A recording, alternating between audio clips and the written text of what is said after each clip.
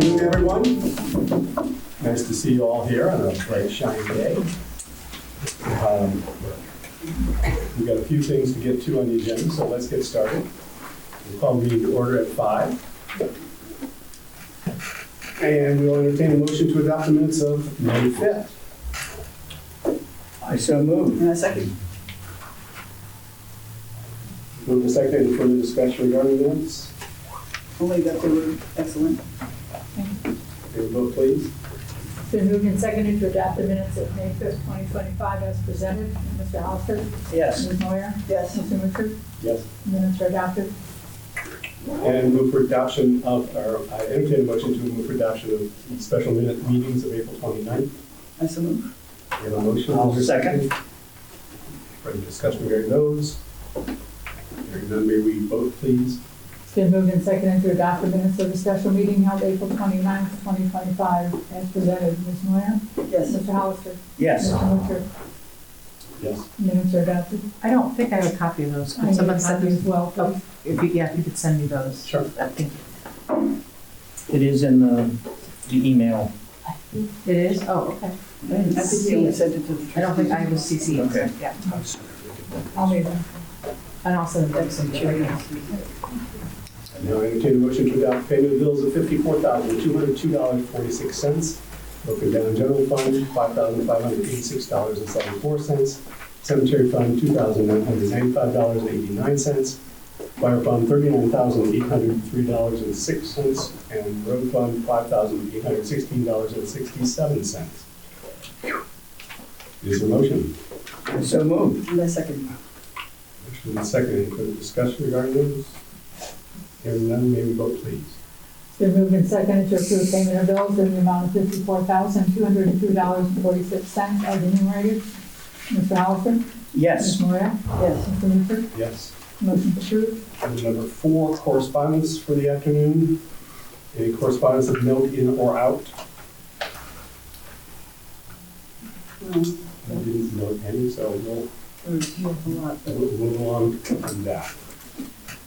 Okay, that's good. There's just too much, almost too much to mention. Item number 5, public addition to the agenda. We're going to break this down a little bit because we have a visitor with us this evening who had to be postponed from a meeting about a month ago and was promised a seat to speak this evening. So, Mr. Adams from the Greene County Health Department. Oh, thank you. It's my turn? It is your turn. Well, thank you so much, Mr. Wiltshire. Appreciate it. My name is Chadwick Adams. I get to be the Director of Environmental Health for Greene County Public Health. I'm here to, on behalf of the Board of Health and the Health Commissioner, Melissa Howe, primarily to remind everyone that this year is a levy renewal year. To be perfectly plain, I'm not here to lobby on any particular position, but here to brag a little bit about the kind of services that we get to offer Greene County. As you well know, Greene County is a very diverse county for our size, and not so much racially, although there is that diversity, but also socioeconomically. So we have areas of great needs, and we work hard to fill that need every year. Every few years, the Health District conducts what's called a community health assessment, where they poll citizens in a wide range of strata to see what the real needs of our community are and how we as a health department can address those things. We're getting ready to perform our next one.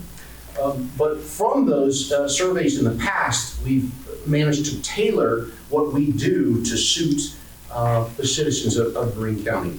Now, we certainly have state mandated programs, and those are the things you're probably familiar with in my realm. Things like restaurant inspections, public swimming pool inspections. We handle septic systems and wells. We respond to animal bites for rabies.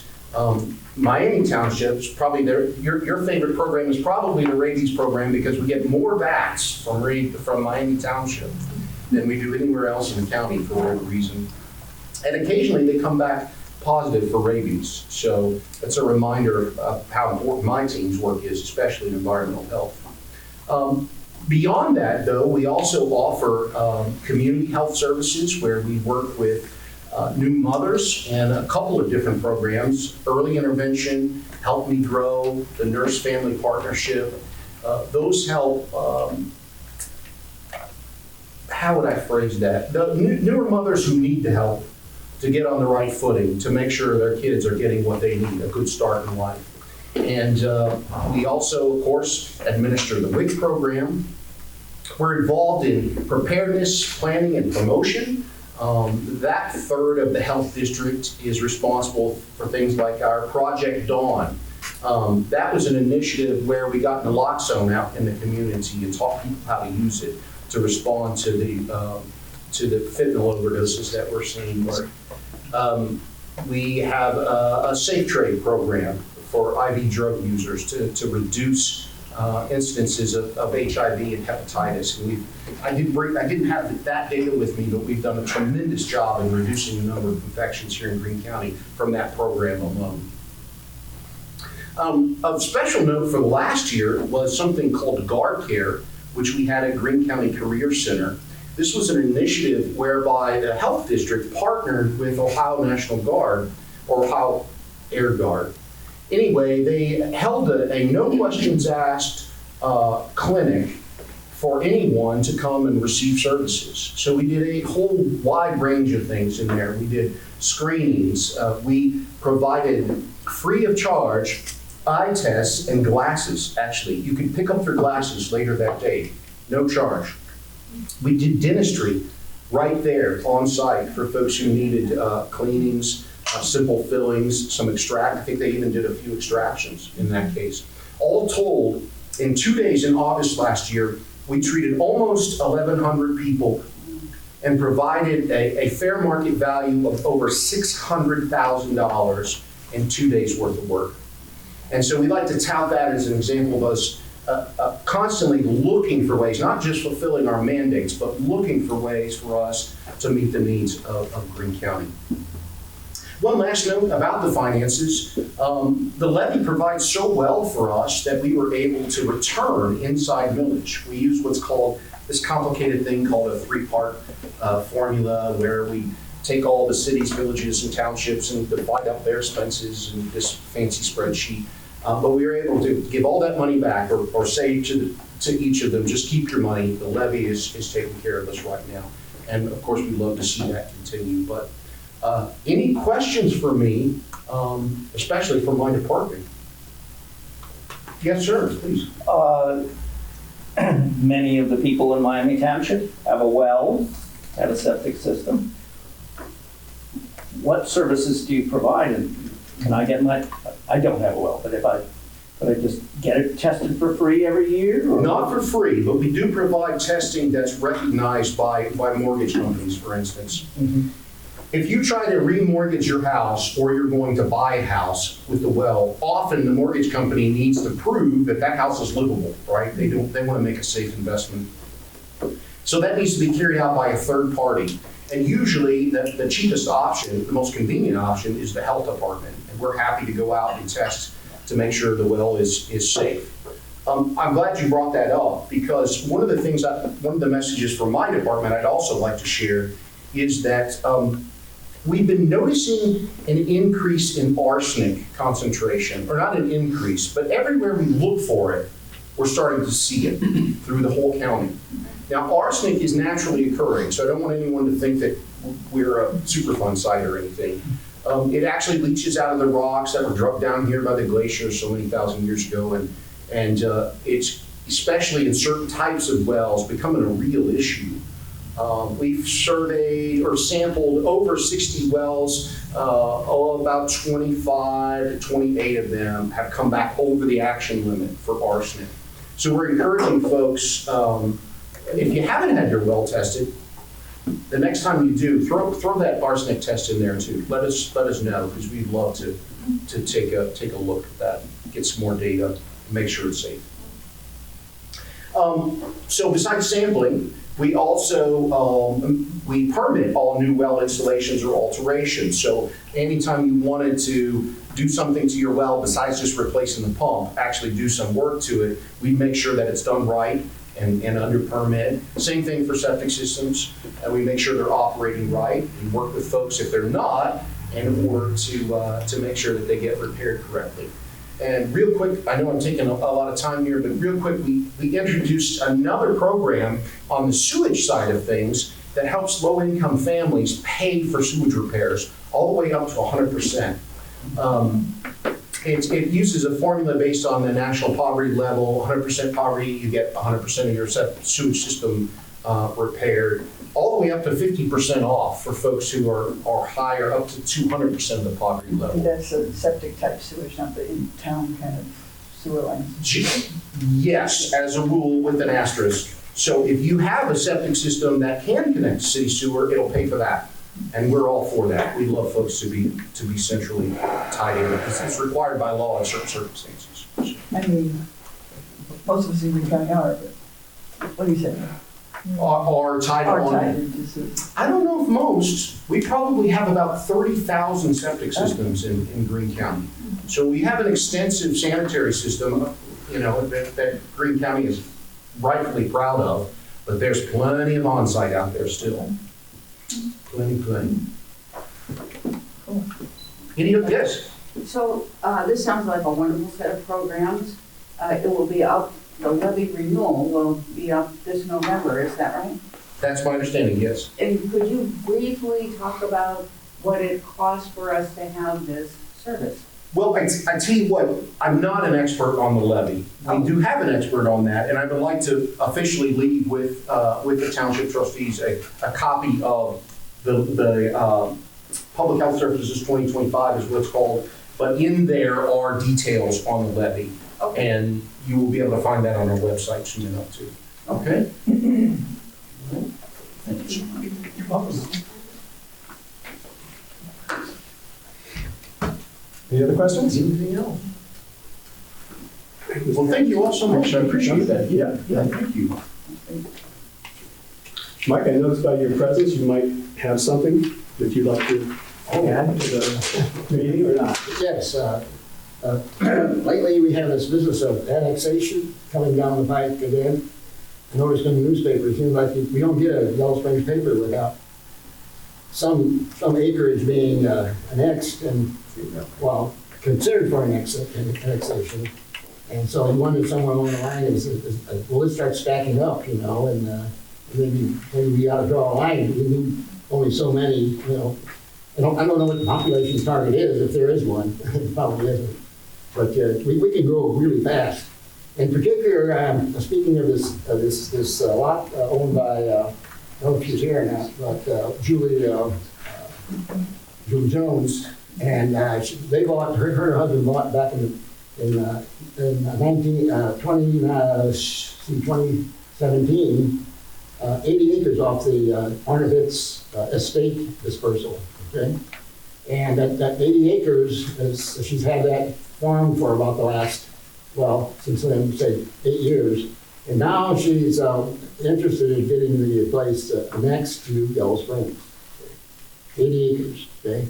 Now, if you remember any of the recent numbers in the papers, you see most of the numbers are a lot smaller than that, okay? And they're putting a lot of homes on those small acres. And that's going to happen here. With 80 acres, you can do the calculation yourself. There's an awful lot of homes you could put there. And if they talk about what they call that low-cost housing and what's the other one, high-density housing, I mean, that number, a factor of 2 or 3. So 80 acres, where is it at? Okay, it's right there by the high school. It's on the other side of the big ditch, the one that separates the township from the city. That's on the south side. Okay, now this 80 acres has one boundary on that, okay? And I think it's almost 1,000 feet, okay, in the bulk. And then the other two sides, the east and the west. On the west, there are two people who live there, Mr. Kingsolver and it's shorter, very shorter. And then on the east, that's the one that borders on East Enon. On the front of their house, and the back is this 80 acres, is something we refer to as the Kirshner Estates. And 13 1.5 acre lots is all stacked up there. And they use septic tanks, they got wells, and they got a number of things. In fact, one of the wells, I was just talking to the lady that lives close to the ditch. The last rains we've been having, she's starting to have brown water come out of her faucet. Lovely. And I think her husband's there right there to attest to that, Mr. Shaw. And anyway, we're here.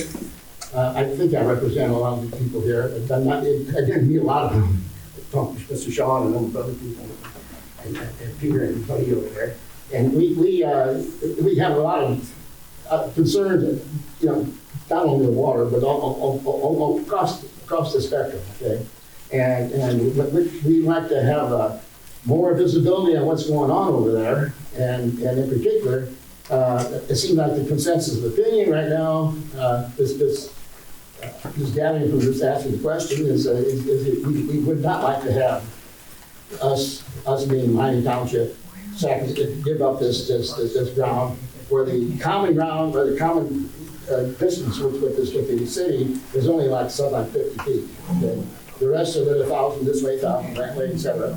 The 80 acres is all on one of our backs up on one of our properties, and we are not members we are not those members. Okay, so we're here as Miami Township people primarily, and that's essentially what I have to say. Unless anyone of you guys want to say something, Peter, you want to say something? I'll say something. There are two, I was misunderstood when I got your email, because there's another annexation further down the road. Yeah. And I wonder if anybody Double was, whammy. if anybody here is here to, as my understanding, people were here to talk about that one, but I've had the wrong one. The one across from Clementine. Surprisingly, they're not here. I guess they think it's a done deal, probably. Is that the TLT easement one? No, it's an annexation. I don't. You have another one. I won't say the condominium word, but that's the. To the meadows, the new. Oh, Yeah, it's right there. Okay, so we're strictly speaking about the one. Was there someone else? Did I see a hand? Yes, sir.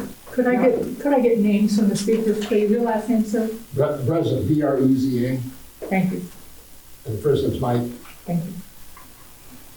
And my name is Chris Rolitsky. It's R-O-L-I-T-E-S-K-Y. And first name is Chris. Thank you. And I'm on East Union Road, 3841. I had a feeling this was coming down the pike, which is why even before this, I was clearing out my backyard of the honeysuckle to the property line. And so I wasn't really surprised when it was announced in the Springs News. And the reason why I wasn't is because this is directly related to the low-income housing that's proposed again on East Union, and also what that did to the girls' soccer field, and leading then to this arrangement by at least some of the school board members with this supposedly angel who donated 3 acres in exchange for the soccer field in exchange for access to her property, utilities, and a road.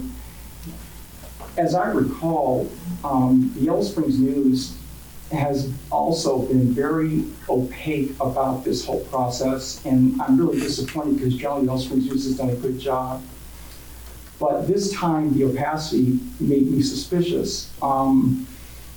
During the emergency meeting that the school board called, in which the school board had to vote whether or not to accept this generous gift, it should have been made explicit and discussed at that vote exactly what the quid pro quo was for those 3-point-some acres in exchange for what was couched in very vague terms.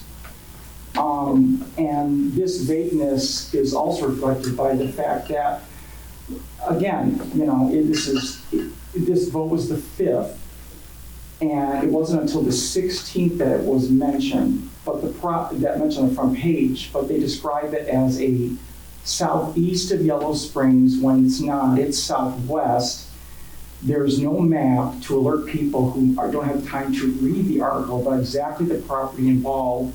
And it's presented like a done deal, sort of like, you know, the council, Yellow Springs Village Council has approved it.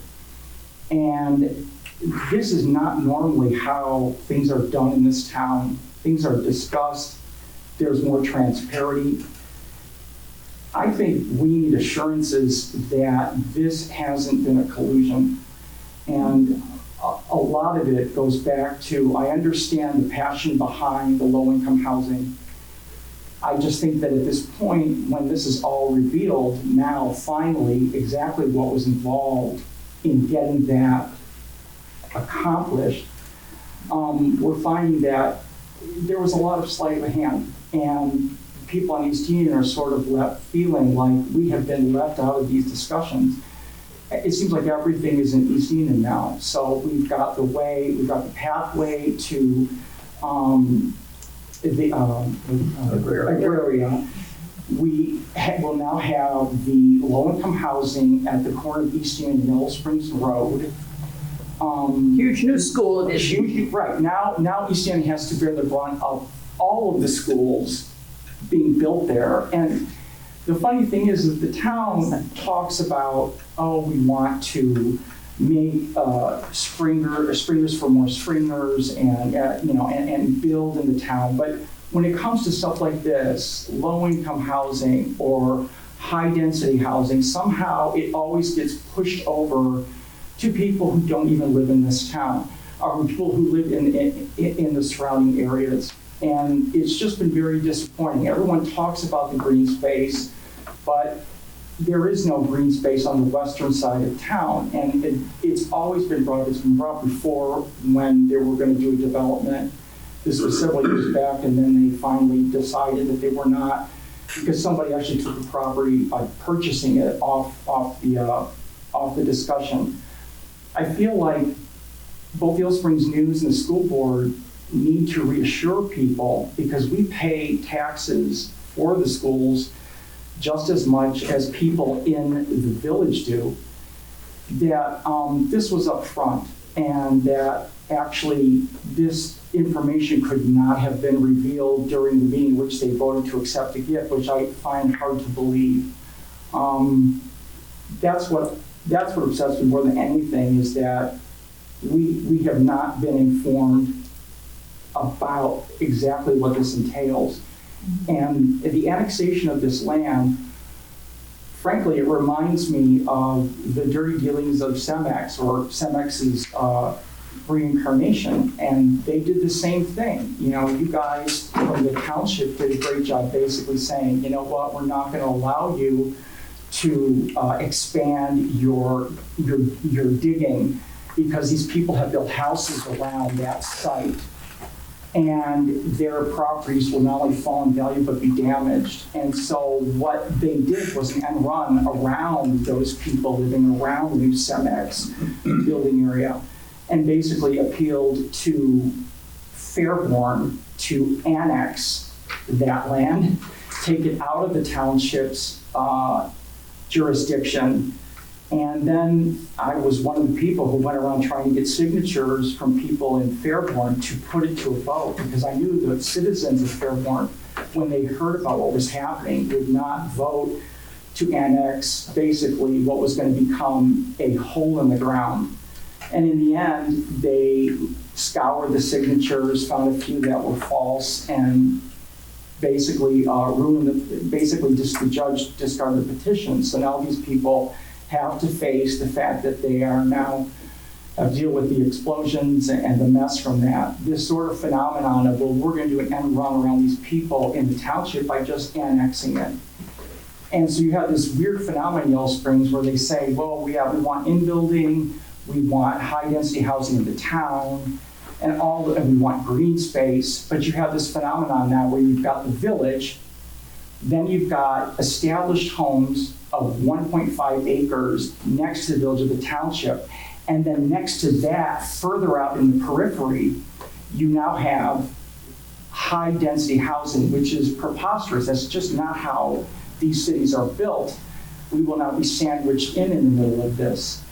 And it seems to me the people of East Enon are by default having to bear all of these commitments that the town believes in terms of accessible housing, housing for low-income people, all these admirable goals. But when it comes to actually taking on themselves and shouldering some of this burden, suddenly the signs go up and they say, oh, you know, save our Mills Lawn green space. And you're like, okay, so Mills Lawn green space needs to be saved, but all of this prime farmland is basically at the mercy of the village council. It just seems like NIMBYism involving villagers. They're more than happy to do these projects to feel good when they don't have to see it, they don't have to worry about the extra policing, they don't have to worry about any of it. It's out of sight, out of mind, and they maintain their house values,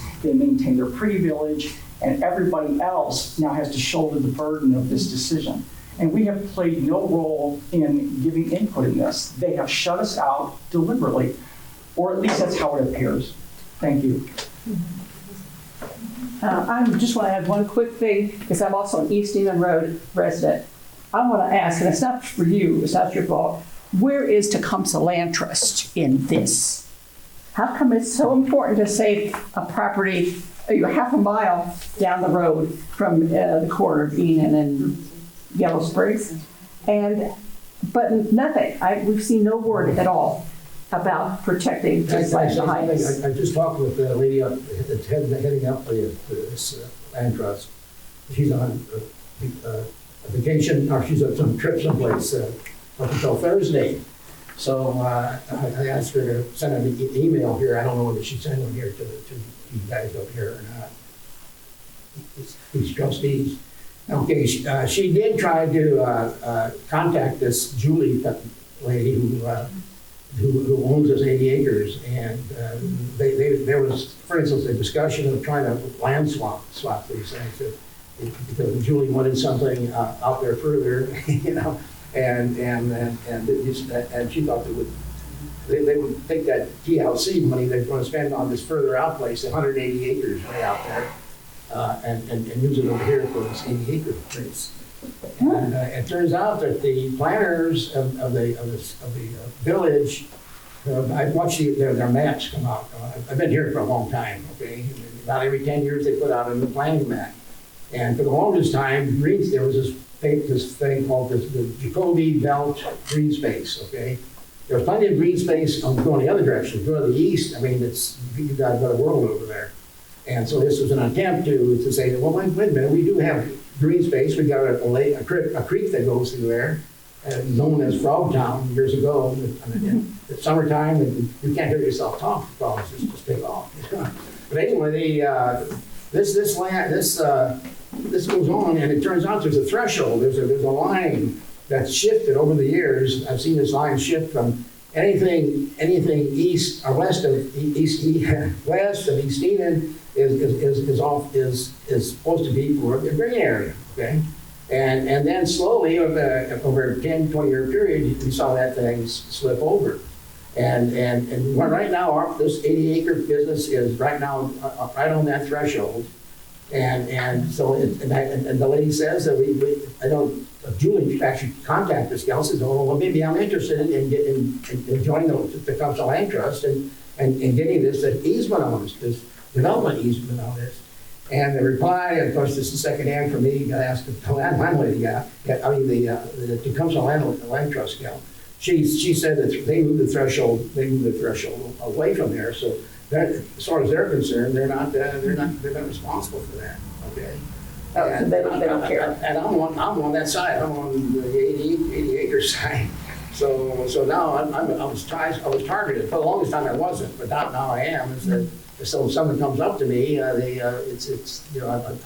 don't have the. I thought that Tecumseh Land Trust would, like you said, would step forward and say, hey, whoa, wait a minute. This is our policy. This is our plan. You know, this is slowly washing away. It's like waves coming in and just changing things. And in the process now, we got the plans for putting a 25-acre, this thing you were talking about before over there by the spice shop over there. That's on East Eden too. That's on that whole edge. And then you take East Eden down a little further south, and that's where the 80 acres are, and out over there. And all of the 13, 14, North Eden, or not North Eden, the East Eden people live on that Kirshner Estate thing they're talking about.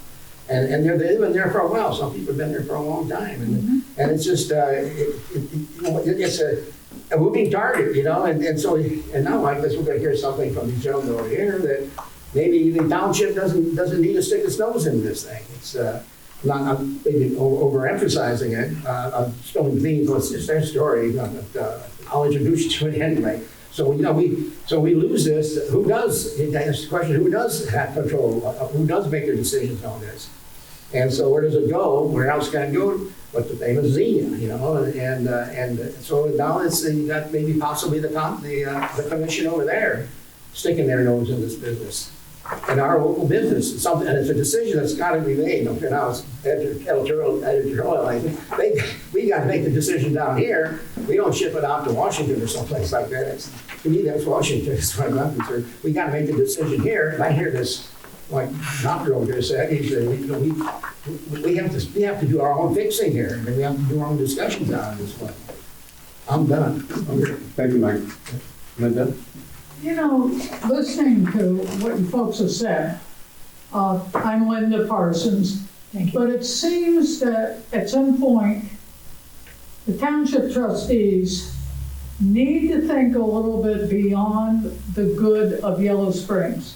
There are people who live in the township who feel like they are not being represented, that if it's for the good of Yellow Springs, regardless of if it's mismanaged or not, everybody jumps on board and says it's a great plan.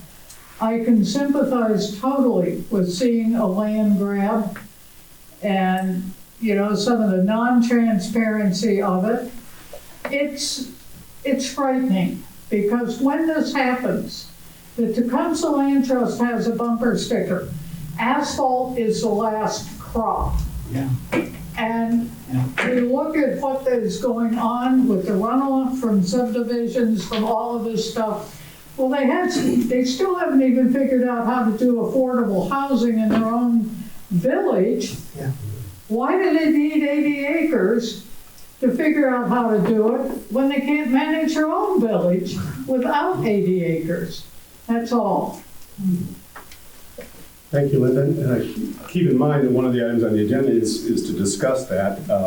And as you may very well know, this board has passed a resolution to commit to partnership with Tecumseh Land Trust to help ward off a land grab of a large section of prime farmland on the eastern edge of the village. So is there anyone else who wanted to speak on that issue? I just want to say, I'm not certain about, I'm Kathy Crompton, about where I mean, I know where they are, but the land trust has an agreement with the village that the urban service district, and they will not protect property within the area that sewer and water can be provided to the surrounding areas of the village. I think that's where the 80 acres is, within the urban service district. Would be if this is all passed. Right. Correct. So I think- It's not now. Correct, it's not in the village, but if it were, then we have to rely on the trustees and the zoning to protect it then. Well, If it's within the urban service the urban district. service boundary is not something that people create. It's a physical, natural boundary by which we can offer public utilities. If somebody knows more in the room knows more about it than me, please speak up. There is a real physical circle around the village by which, probably because of gravity and rock and things, where housing can tie in to the village, and there's a certain point at which it can't. And so I think the idea was maximize people where that's possible and then save farmland around it. I'm just saying, I think that's the idea. So Barbara, it isn't a line that gets created, it's a line that exists. Okay. Anyone else? Okay, thank you very much. Could I say I'm something? sorry, Don. I checked the Ohio Revised Code on annexation procedure and rules.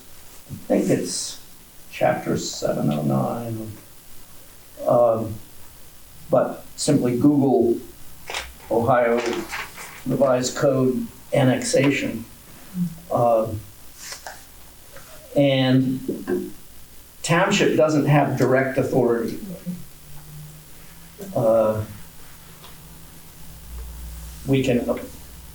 It's the county commission that approves it.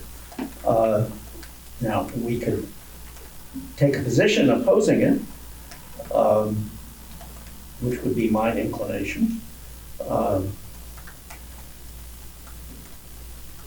You folks reaching out now to individual commissioners, county commissioners, would have as much or more influence. And they have to have a separate hearing, not one of their normal, well, it could be at the same time as a normal meeting. They meet Thursday afternoon at 1. But going to the hearing opposing annexation would be the formal way. But I think, the commissioners are used to people contacting them, speak with them.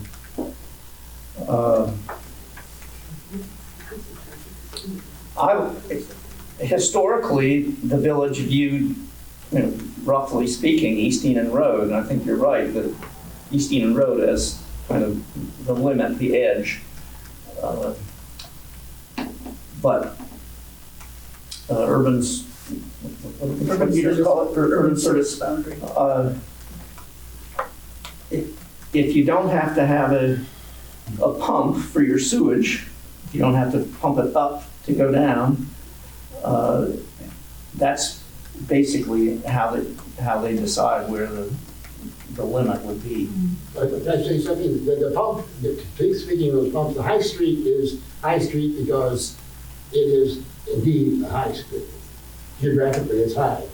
And they got pumps up there dragging the poop and everything from the west side over the hill, High Street, and gravity takes stairway down to the plant. Okay? Now, the pumps can only put certain size pumps up there. And if you work that backwards, you could pump up the stuff between High Street and East Enon, and that's what they're doing right now. But you cannot find a house on the other side of East Enon. Also to the south, you go down to Golden Willow, okay? Golden Willow, they won't give them pumps or that requires pumping up in that direction. So it's both west and south where this is a problem.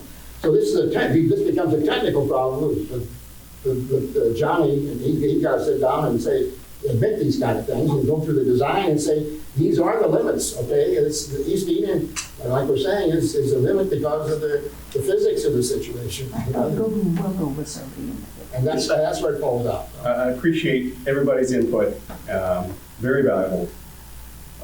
It also seems as though it's a topic of discussion for other political subdivisions, particularly the county, the commissioners who will make those decisions.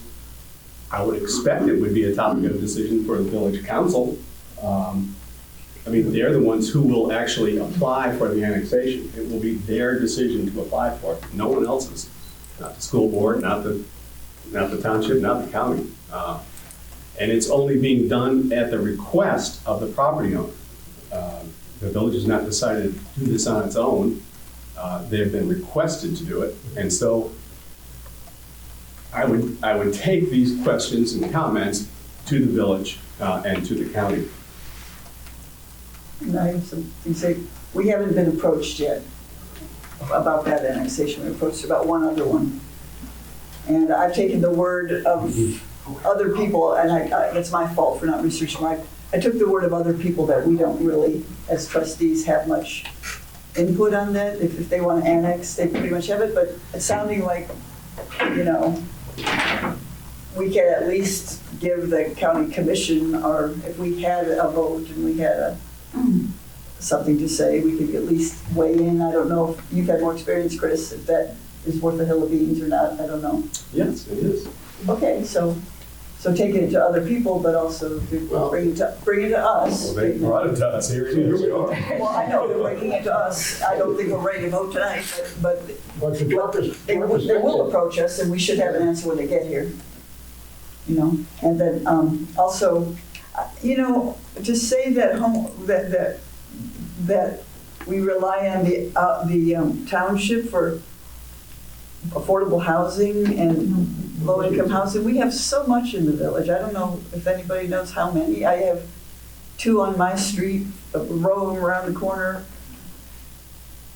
I mean, there is a lot of infill of affordable housing in Yellow Springs. I just want to make that point. To say that we love it, but we'll ship it out to you isn't entirely accurate. Lauren, you have any idea how many homing houses are within the village? Not off the top of my head. No? Mitzi? I just want to say, I'm guessing the council voted, so we've had a first reading that they want to move forward with the annexation. If it's only the first reading, the second one, you're allowed to speak at that. And I think Chris is right. It would be very smart to go to the next council meeting or when they're going to vote, do the final vote on that and express your feelings. So, Is that We meet at tonight? 7 o'clock tonight, Yeah. so Tonight, 7 o'clock. Second reading is tonight. just a short walk over. Yeah, you should go and share your concerns. And the one last point was township trustees, because it's on our table right now. You know, because the point was made that where are we and we don't support it. $488,000. Was that? Yeah, that's a figure. Since 2020 have been donated to green space. So, and we have one on the table tonight. Well, earlier, not 2020, but Oh, because of late 19th century, 20th century. Okay, I think that's it for me. Okay, thank you, everybody. Appreciate it. I want to knock off a couple of items of business before we get into our next Actually, can I just repeat discussion. Ohio Revised Code 709? It's the process for annexation. And I'll repeat that when the village comes to us for an annexation agreement, we should be ready instead of caught off guard. Sorry to Cool. Item number 6, fire department. Mr. Ayers, Chief Ayers. Assistant Chief. Okay, there we go. There we go. Yeah, somewhere. We'll eventually get it right. Yep. So total 31 runs since we last met, 21 EMS, 5 fire, 4 mutually that responded to us, and then we sent out 1. So then 1 we gave out. So attached is the overtime list. It's been updated and will reflect all current overtime levels. That's on page 2. My pretty little Excel spot. And then also is attached the current staffing levels for the current month, not April. I wasn't able to print April off. So 16 out of 31 days, we have been staffed with just 2. How many? 2 16 out of 31 days this I know month. it's 2. Some days are Yeah. split, so we may have 2 during the day, 3 at night, 3 during the day, 2 at night. Just kind of depends on how the part-time falls. And 7 of those days have been BLS only. Then what? Basic crews only. No paramedic. BLS only. Have we had any problems as a result of the staffing? We had one. We've had 1 so far. We weren't able to respond. But you asked for mutual aid and it. Yeah, mutual aid came in. Let's take one thing at a time. You're doing this as a result of memos you got from us. Correct. To, we had, of course, with our chief, we had a thing we went through. you took over, first you had an injury, so you were taken out of rotation, one of our great paramedics, 24-hour shifts, and then you took over as acting chief, so we've had a loss with you being on the shifts. We've had two of our great, one great paramedic, Georgia, left us, and also Gavin. Two wonderful people, worked a lot of hours, were taking out. And then with all of our upset, we're not exactly bringing the people into work here. And so what happened was we were backfilling with a lot of overtime. And now that we've created full-time positions, that's pensioned overtime people. And so we tapped the brakes. We asked you to reduce staffing, and we asked you to bring this data to us. And we promised that it would be reevaluated every 30 days. And that will be on May 27th. So thank you for, we asked you to develop 2 different policies, draft policies, you did. It's so wonderful to have things getting done. And I think our consultant Frederick made that suggestion that put those BLS only and what's the other, the two on Minimum staffing. minimum staffing, just in a spreadsheet and show them to us at the end of the month. So just throw them in there. So I guess there'll be a reevaluation, and it's all about the money as usual. And we are recouping. We are, as soon as we get through some of this other stuff, we can start talking about our search for a chief, and that will alleviate things. And so I just want people to have a context for why you're reporting this. The memorial service for Chief Powell is going to be held on the May 31st at 2 p.m. at the Greene County Fairgrounds. I'm still preparing some last items. I'll let the board know if I need any more approvals for purchases. If the board would like to purchase whatever, flowers, food, whatever for the event, you're more than welcome to. Just let me know. Hopefully we'll have protocol testing done first, second week of June. What kind of testing? Protocol testing. For the Miami Valley. No vehicles are being repaired right now, with the exception of Medicaid. Medicaid one's still out. It's still out. I didn't add in here that the roof has finally stopped leaking. Is it because it stopped raining? No.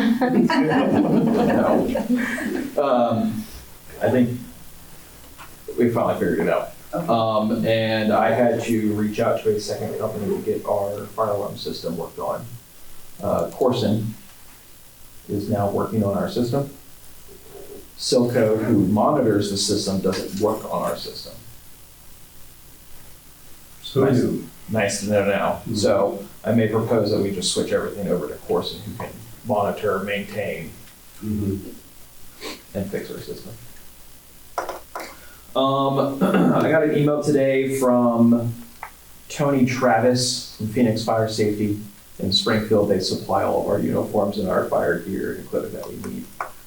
June 11th, the cost of fire gear is going to be going up 3.5% due to tariffs. Anticipating about an $1,100 increase, which will put us closer to $5,000 per set of gear.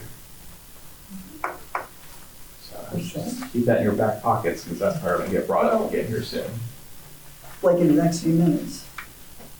Well, with that being said, Firehouse Subs is opening their grant cycle this summer, and fire gear is something that we actually do need.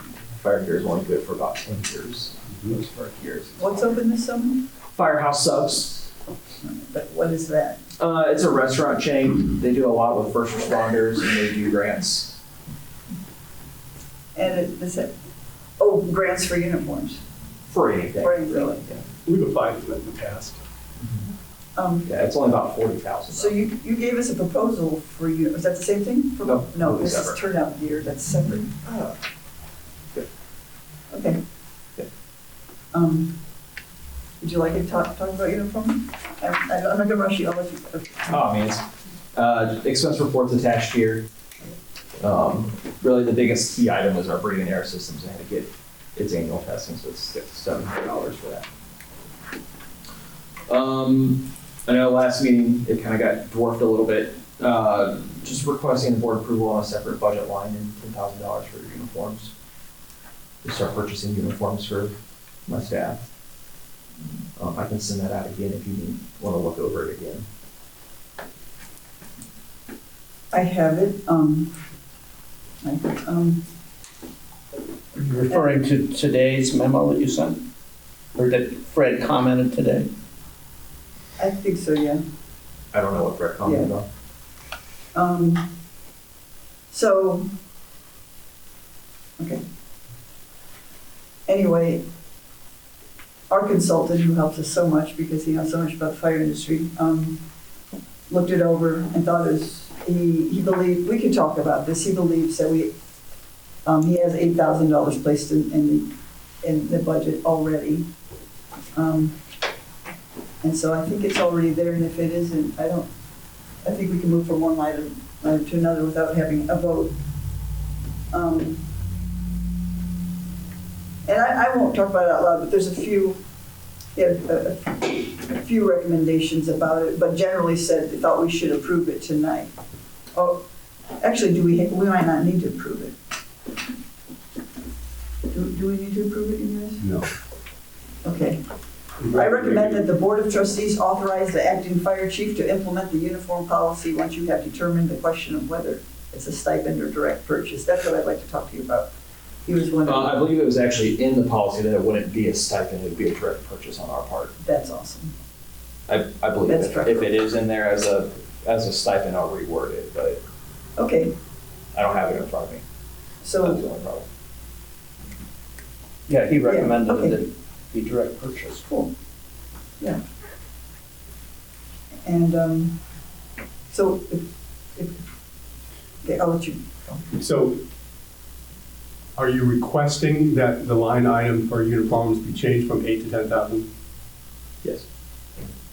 If it actually exists, does it exist? I don't know. I'm assuming it probably comes out of operating supplies. I was hoping to have something clearly marked uniform, so I know exactly what I have, Okay. if that's possible. All right, well, He let doesn't me look know. into which line that is, and I'll ask our fiscal officer to adjust it. Okay. You're doing a lot of back and forth. The memo that Trustee Hollister shared said, as I recall, there was at least 8,000 placed in the uniform line item initially, so he's referring to a line item. That's all I was That calling. doesn't exist, so it must be, have a different name.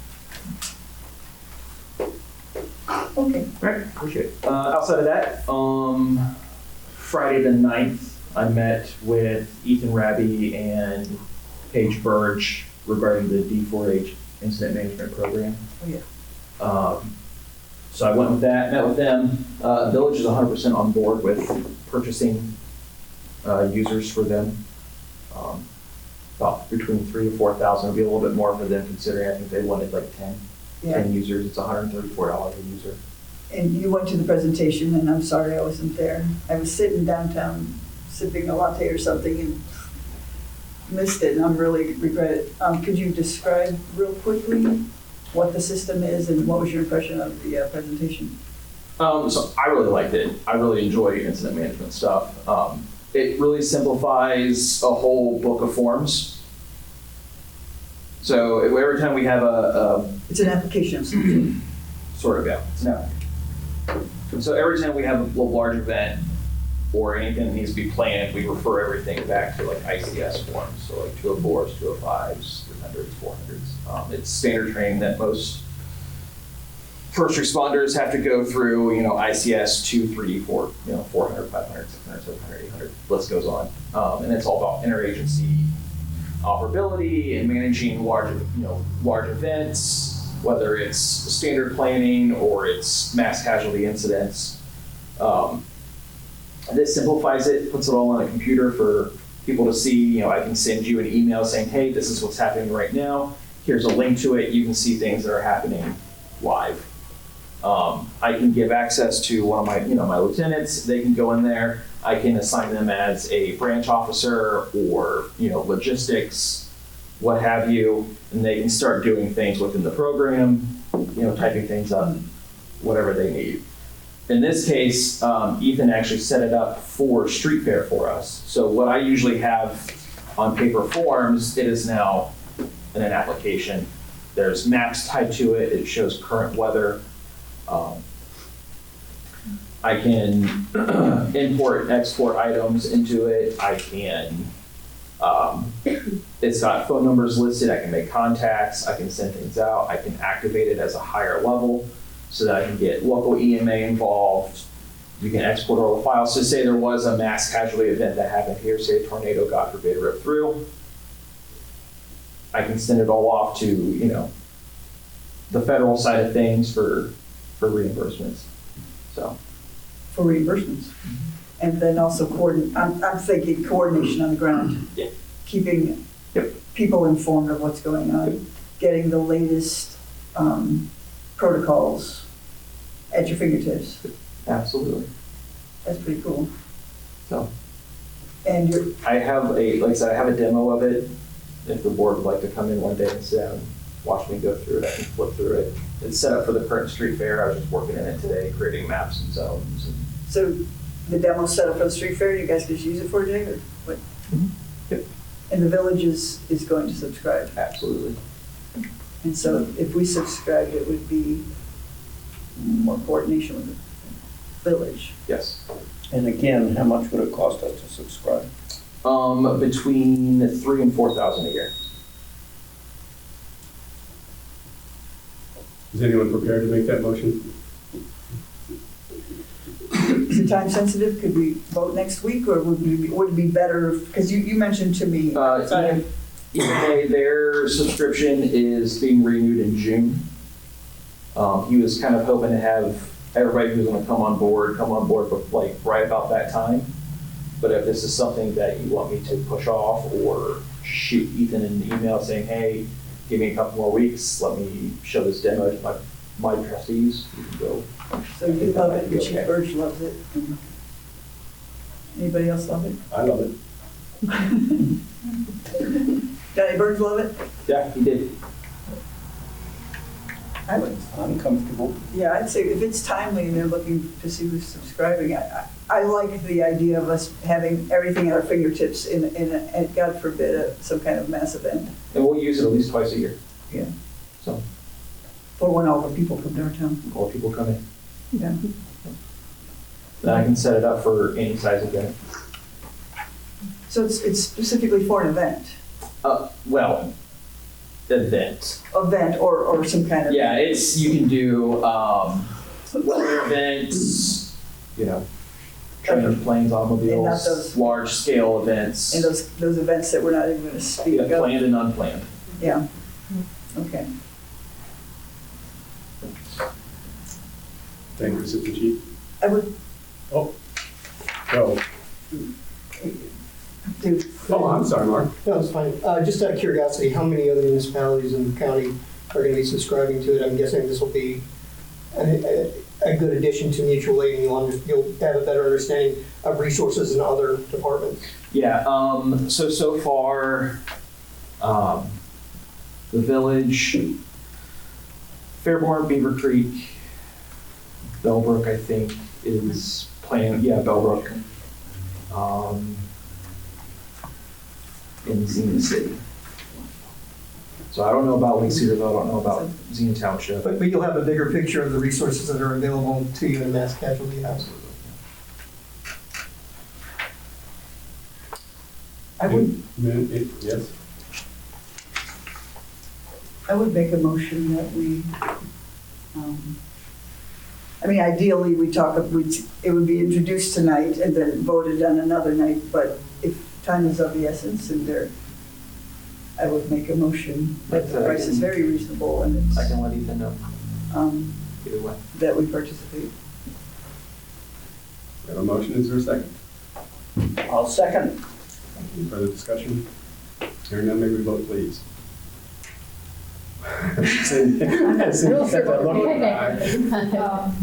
Participation in D4H program, is that sufficient? It's been moved and seconded to approve the Marion Township Fire and Rescue participation in the D4H program. Do we need more language than that, given we are subscribing to something and we are paying? The approximate dollar amount, could that be perfect? At an estimated $3,000 to $4,000 per year for subscription? Yeah, that's what I have. Okay. Sufficient? Not ideal, but given the time. I will. No, not for you, not I can ideal. get more accurate numbers. Not ideal. Well, I'm just looking, I need verbiage, I'll work on the verbiage, and I'll run it by you. Yeah, I was just saying not ideal, because I'd like to get more of a practice that we hear about something, research it, and then vote the next time, but because of this, I'm eager to have us participate and be up to speed. Okay. Moved and seconded as will be cleaned up for the D4H program. Ms. Moyer? Yes. Mr. Hollister? Yes. Mr. Mutcher? Yes. Motion approved. Anything else? Just flipping through this real quick for the badges, and I did mention in here badges. We're not going with brass badges anymore unless they're for our Class A's. We're going to have them embroidered on our shirts. So, Great. that costs us, they don't be wrapped up in it. It's prettier, probably. Okay. That it? That's it, sorry, yeah. Just checking. All right. Item number 7, cemetery report. There is no cemetery report this evening. Both the cemetery and the road crew are out mowing. They're working overtime to try and knock down some of this wealth of growth that we have out in the township and in the cemeteries. And I'm sorry, I will withdraw this line item. This is mine. We'll move that to another night, the mowing of the cemetery. Because our crew, our group is going to be at a meeting soon. Can I just add something? It'd be really nice along 68, where there's a sidewalk near the old cemetery, if they would make sure that the limbs are cut 8 feet above the sidewalk, just so that it's accessible for pedestrians, please. I can mention that. Thank you. Any other cemetery or road of concern? We move to item number 9. This is the fiscal officer's report. We have the fiscal officer available, so we will take advantage of her. Oh, okay. The biggest new thing that I had is just that processing all the new health insurance thing. So I was working on that, and now everything should be in everybody's payroll that went out today for the health savings accounts, and then the new percentage is being taken out for Anthem. So working on setting all that up, and I should be all good to go as of this week. It's the biggest new thing that I have. And we met with, it doesn't matter, we're doing lots of good work. And I see that our year-to-dates are really amping up, so that the numbers you had earlier this week, Chris, they posted in the paper, have changed quite a bit as we get better at things. And I had also an item under fiscal office report, meeting with the auditor of state Western Division, but I wrote that to you guys in an email. Is the one that was shared with Tecumseh Land Trust. So it's not, you could read that if you like. It's not something that needs to be discussed at a public meeting. Anything else with the fiscal officer? Interrupt?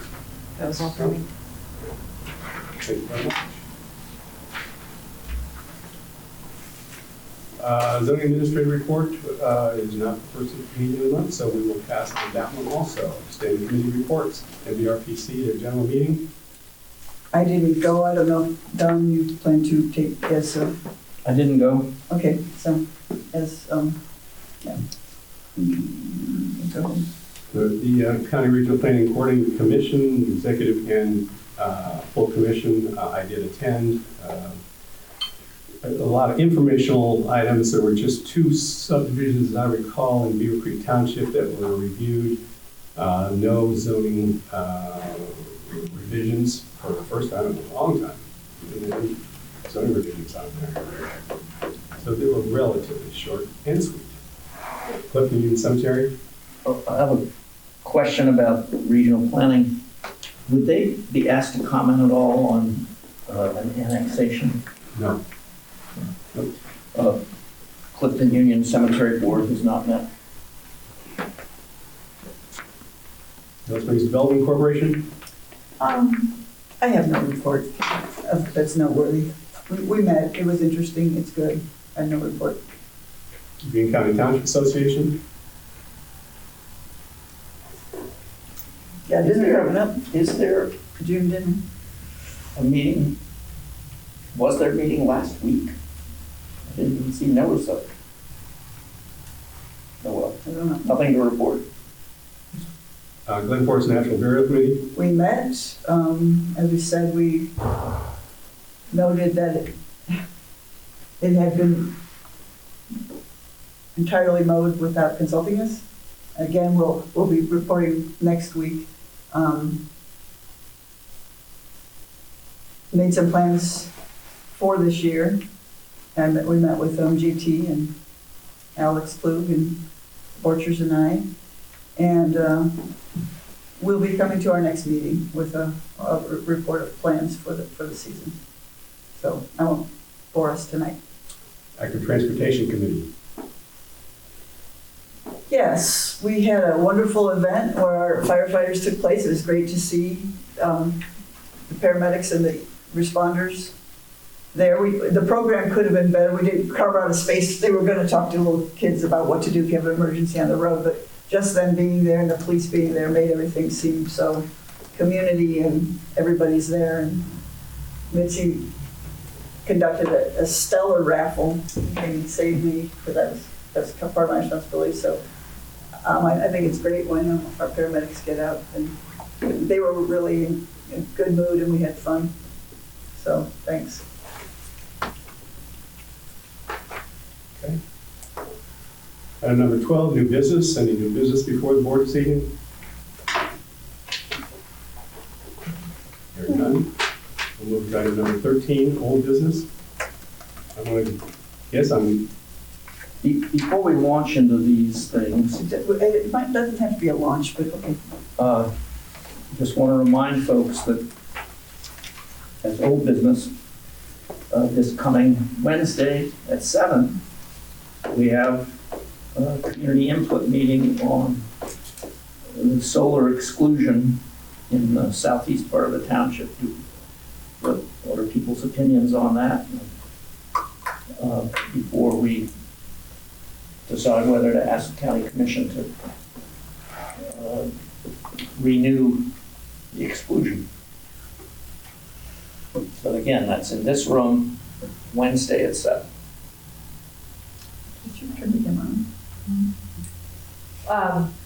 It's not on the website that meeting is happening. Yeah.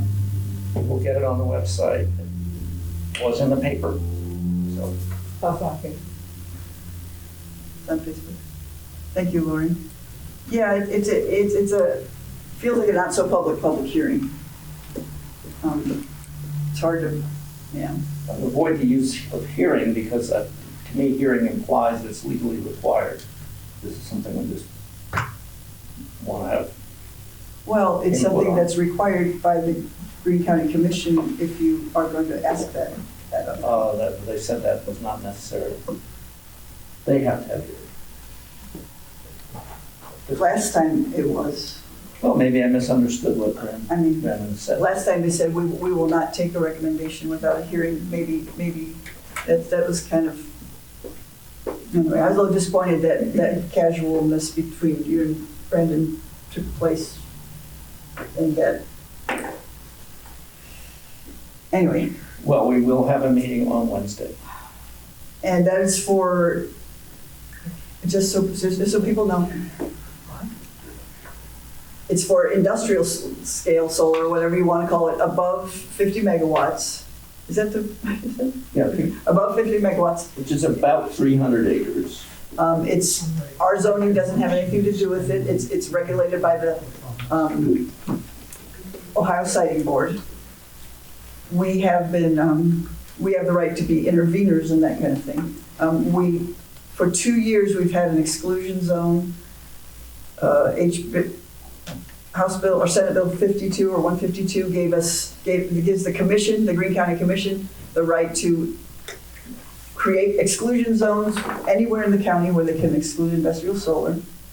They said they'll leave that up to the townships. The townships, if they want to, ask for that. Multiple townships did. Cedarville was one of them.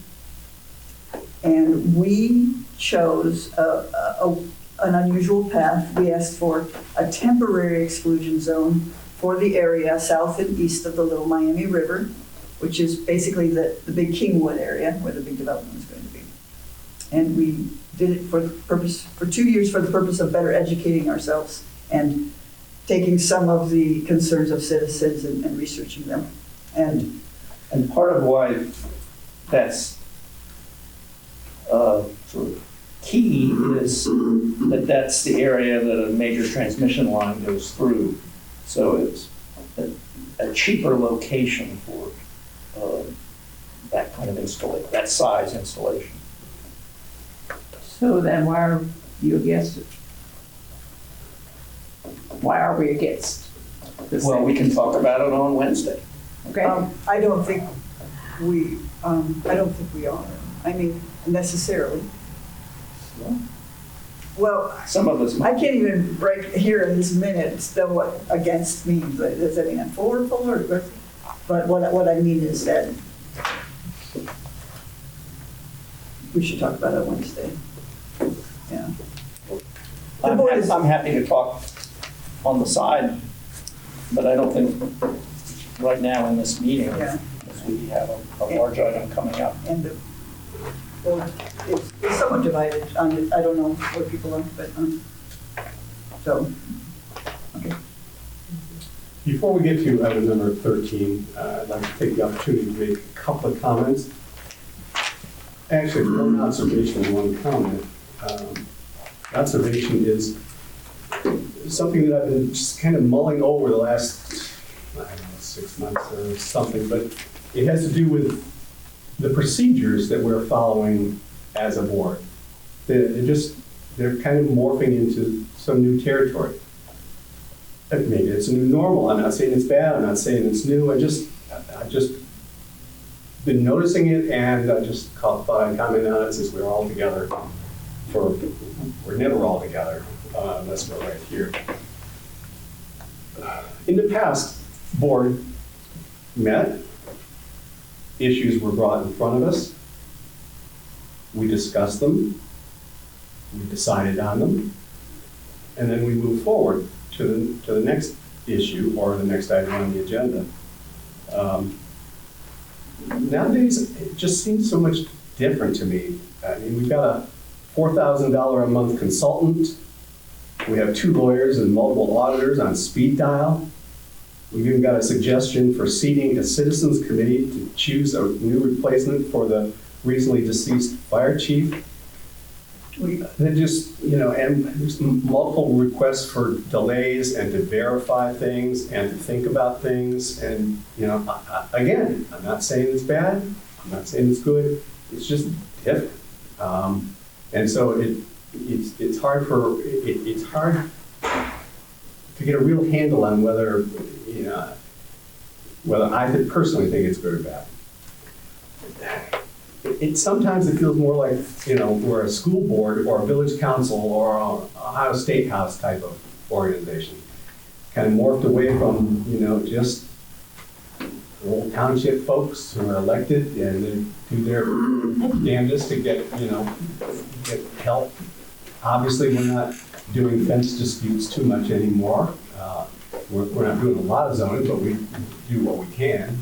And, it just seems like a lot more stuff that we have to do in order to get on with our business. Okay, that's enough of that. Can I comment on that? Well, yeah. I agree with you. That's a good one. It's not like the old days, was it? I wasn't here to go. Oh, I just was wondering. Well, our processes aren't stellar. I mean, we kind of follow Robert's Rules of Order, kind of, sort of. I think we can do a lot of tightening up on our procedures and policies and how things are presented. And I also think it's, when I first came on and I was a candidate and he was like, you and Colleen say, there's nothing new under the sun at the township. She's gonna learn there's nothing new under the sun. We've been through all that before. And I used to sit there and think that they're wrong.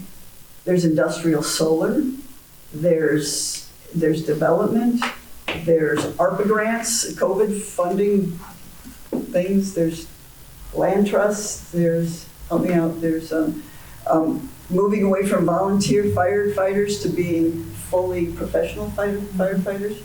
So I agree with you that it's a very uncomfortable time as far as process goes, and I think we need to come to a new normal, because I don't think you historically dealt with a lot of these, had to deal with a lot of these things. Other than COVID things, there were issues that came before us, and as I say, we discussed them and decided on them. But that's needed to my ears. Thank you very much. One thing in the background is that the model of the township is the 3 trustees, in a lot of ways, having executive role. Yeah. But yeah. We're not allowed to make decisions during normal working day. We have to wait for 2 weeks to have a business meeting. But it's always been like that. I mean, that's always the way. I'm just, it's different than, say, village council, where you have a village manager and the council just does general policy. Right. I guess maybe that's one of the cruxes of this. We generally don't do policy. As Marilyn would say, Colin would say, there's nothing new under the sun. We administer the township. We do those sorts of functions. We're not really policy makers. So if I were a village council member, I would say, tell a staff member, could you check with the lawyer on that? Because I'm not sure about, could you do that? Could you get those figures for me? But here, I'm calling auditors, I'm calling lawyers, you guys are calling, I mean, so it's different. I don't know how we could do it otherwise. I don't have them on speed. Is there such a thing as speed dial anymore? I don't know. But there's many townships do have township administrators. We have chosen historically not to. And so, I mean, everything from calling a lawyer to waiting for the window washer. Obviously, it's coming a while, but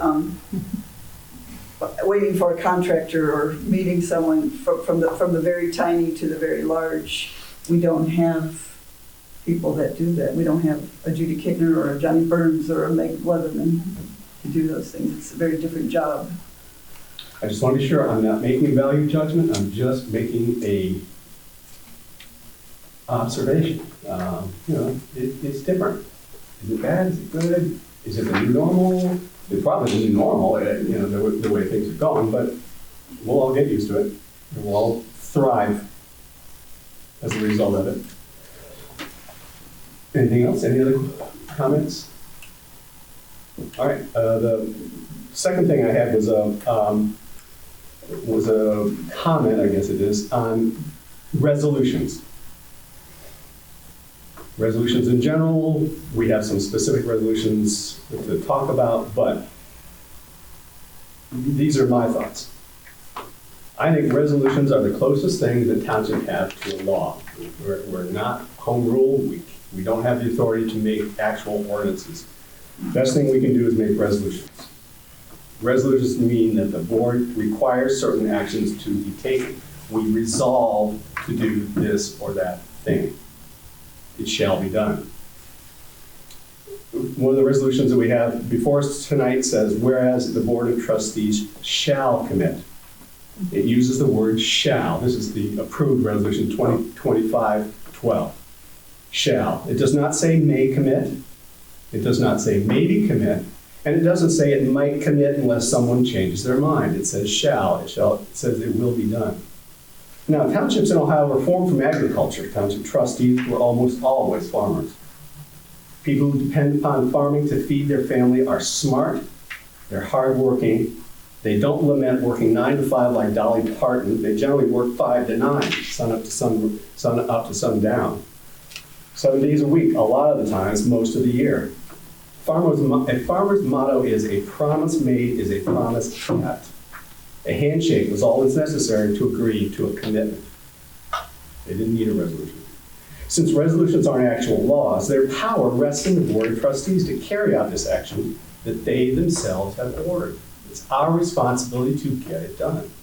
We made a promise, need to keep a promise. Now, let's think about the reality of reneging on Resolution 2025-12. 12 was not passed, sir. Pardon me? 12 was not passed, 13 was passed, just for the record. 13, okay, 13. Reneging on this resolution is going to have long-term detrimental effects. It's going to have a short-term effect, but it's going to have long-term detrimental effects. And I want to speak to them. We very well may be labeled a flip-flop township in the county, or the Trump-Musk township. If we don't like somebody, they're fired. If we don't like an existing program, cut the funding. Don't believe me? Ask the folks at WYSO how that's going. Our fellow townships and villages and counties are not going to be able to trust us to partner with them on future important beneficial projects if they believe we might back out 2 weeks later. Let me give you 2 examples. Dan Gokenauer was approached by a township trustee of Cedarville Township to see if we would be interested in partnering with them to apply for a grant to have our township road, Harbison Road, completely rebuilt, a new base, and then a course of blacktop put on top of it. It's chip sealed now. There's no blacktop, never has been. This grant would cover, and the grant has not been awarded, so I don't know the numbers, but he was told it would be a fraction of what it would cost us to do that ourselves. We would not be able to afford this. I mean, it would be probably $100,000, $150,000.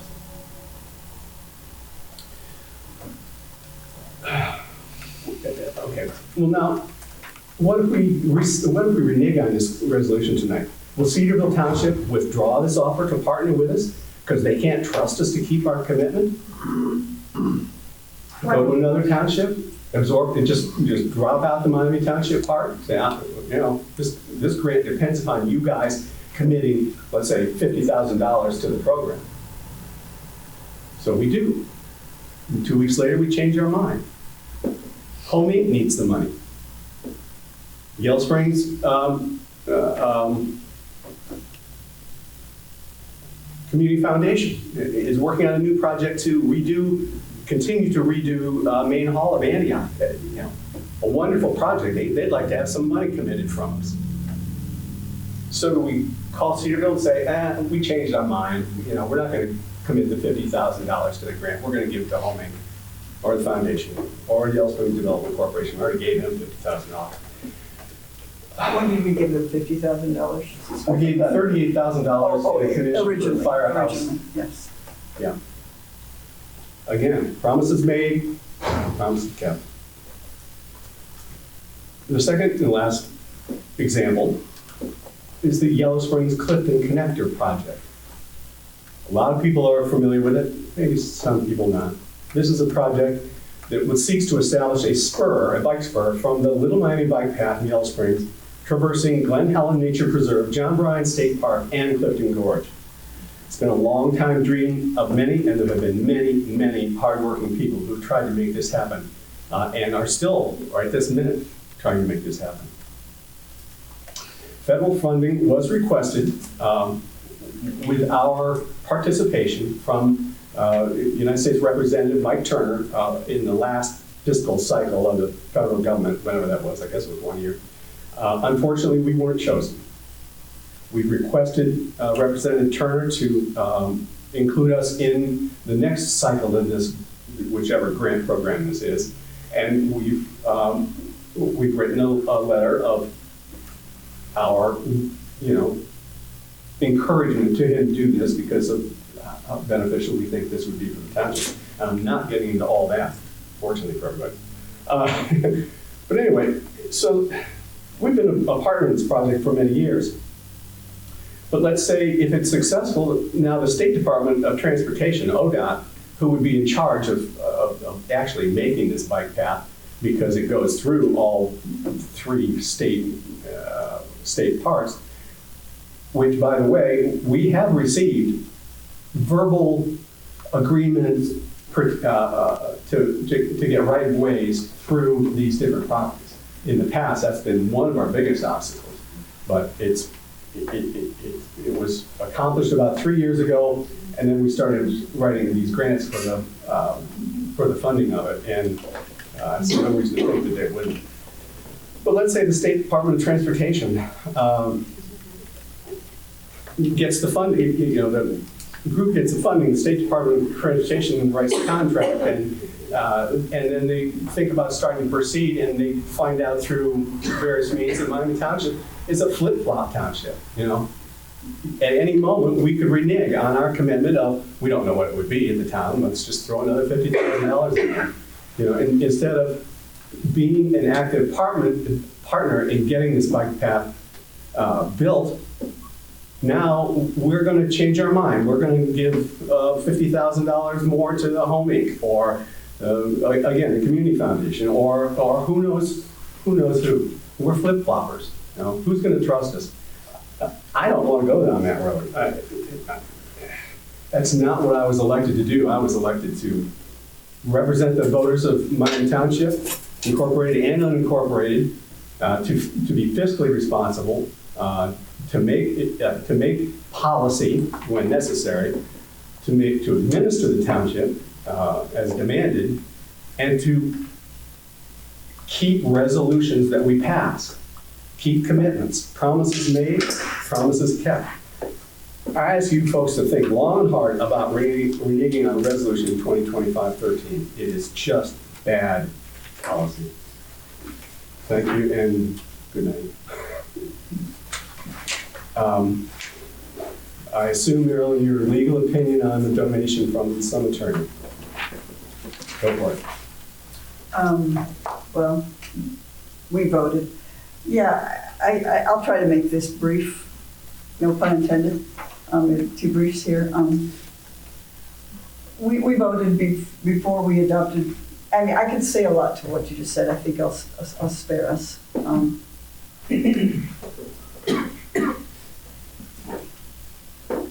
Things happen fast. We found out we couldn't give them the ARPA money. Without voting, without discussing us, Michelle Burns told me yourself, you told her you'd find the money somewhere. That's not reneging on that, that was improper. I found the money and you voted against it. Right, you found the money all by yourself, and then when I asked you to put it in writing, you said, I don't have to put it in writing. I put it in writing. And then you did. It was Resolution 2025-12. And then you made a 24-hour meeting for 10 o'clock on a Tuesday morning, and we all, luckily, thank you, public showed up, because it'd been the 3 of us. So we are not a flip-flop county, township trustee. Not yet. Yeah, I don't know if I even want to entertain this. I'm just going to stand down. Anyway, legal opinions, since we asked for it, I'll try to keep it brief.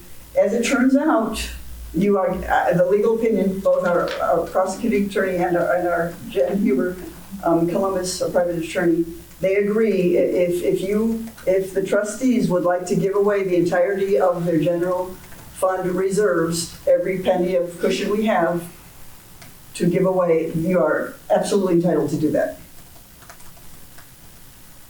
That doesn't mean it's wise, it means like until you go into the red, nobody can stop you.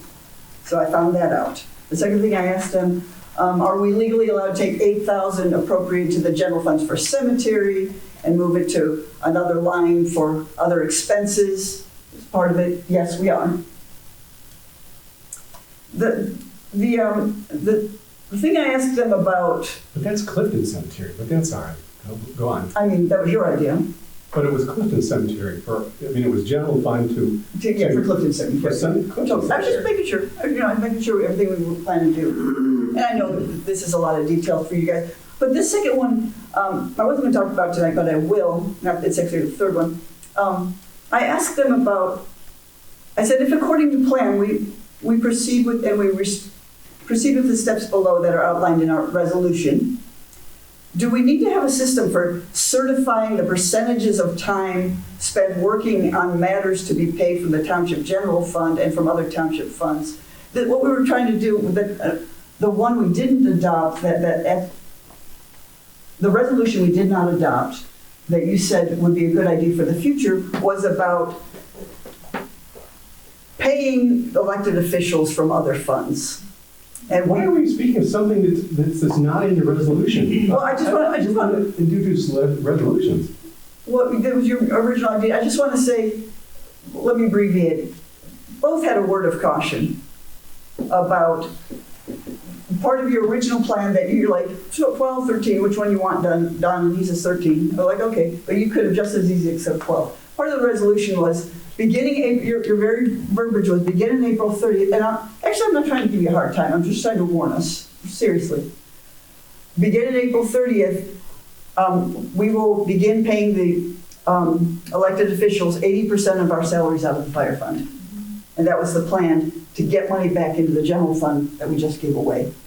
That's we need to be really careful about that. And I know there were years when you did that very successfully, maybe 4 or 5 years, you said? At least 5. At least 5, where you paid us officials out of the fire fund. Those days are gone. Both attorneys said, one said, it is not sufficient to just set percentages of salary and certify letters. Your actual time spent has to match up to those percentages. Trustees will need to keep track of their hours regularly, accounting for the percentage spent on each, so that you're able to say the purposes for the funds that were spent. Doesn't need to be exhaustive, but you need to be reasonably confident in the amounts match the purpose. And so just the fact that we were going to say, yeah, for the next year, we're going to be charging 80% to the fire fund, that's sketchy. The other attorney said, was that for per diem payment or for salary payment? I think I think the suggestion was that we would convert it to per diem and then list it. I mean, you seem extremely casual on charging the fire department for our pay. No. And we ended up not doing that. Right, okay. I was not charging the fire department for our pay. We moved to protect the funds of the COVID money. We moved it into the EMS fund, not the fire fund.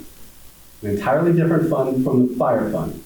The EMS fund is not a tax generated fund. It is from insurance reimbursement, for lack of a better word. Forgive me. It does not fall into the category It's not in that fund. of moving It's in the fire from fire fund. It was the ARPA money is not in the ambulance fund. It's in the fire fund.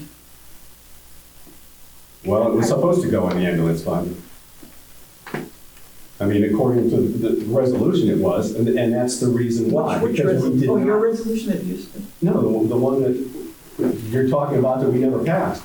Right. It was meant to go in the EMS fund, so it didn't use fire taxpayers' fire income to move over to pay our salaries. That isn't. I don't think that's allowed, but I didn't want to risk going down that road. We were using COVID money out of the EMS fund. But again, we're talking about something that didn't happen, and that's problematic. We have a lot of people here. So we're having a discussion without any resolution on the table. Well, no, this is an item on the agenda. Oh, that's right. You guys legal unanimously agreed that we would get legal advice, and reporting on it, and I'm almost done, so. Well,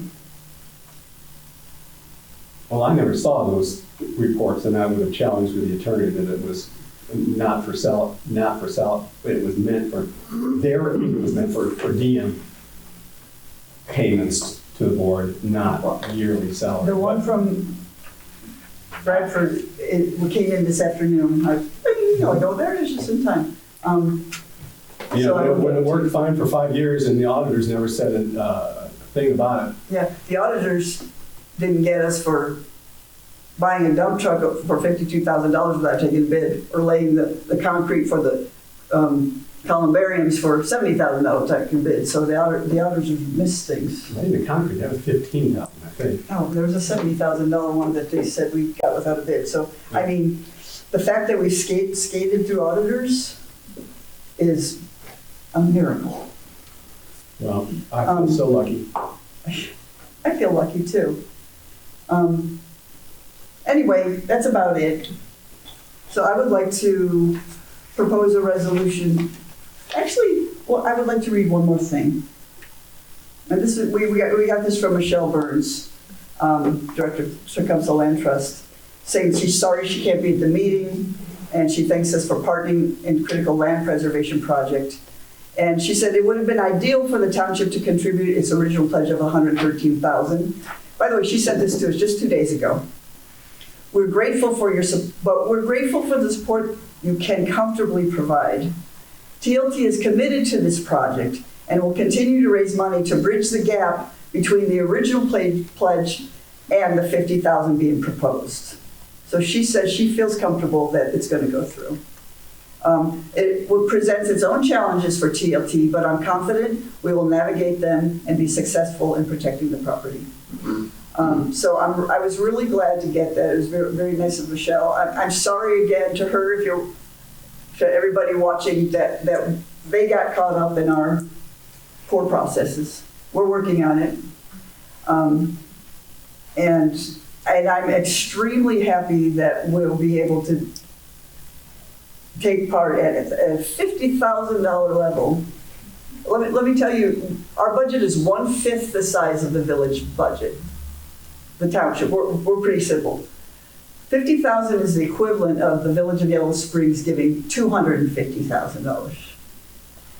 At the one we voted on last week, $113,000, that for the village, that would be a donation of $552,000.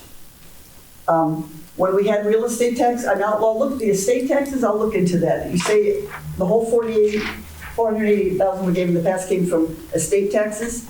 I'll take people's word on that. I'm going to check. I'll take your word on it until then. That's not the situation. Now, we were talking about pulling something out of a fund. And I'm sorry, the numbers you put in the paper were not mine. I mean, Yes, they were. The appropriations. Every single appropriation was yours. It was mine. What was not mine was your projection that we're going to spend $170,000 this year. It's just a matter of arithmetic. Yeah. You know, if you can't multiply and subtract, I'm sorry. Chris, you know full well that the year-to-date spending that we have of $56,000. Was that what it was? It was the first 3 months. First 3 months. 4 months. Multiplied by 3 is $170,000. We spent over $230,000 for the last 3 years.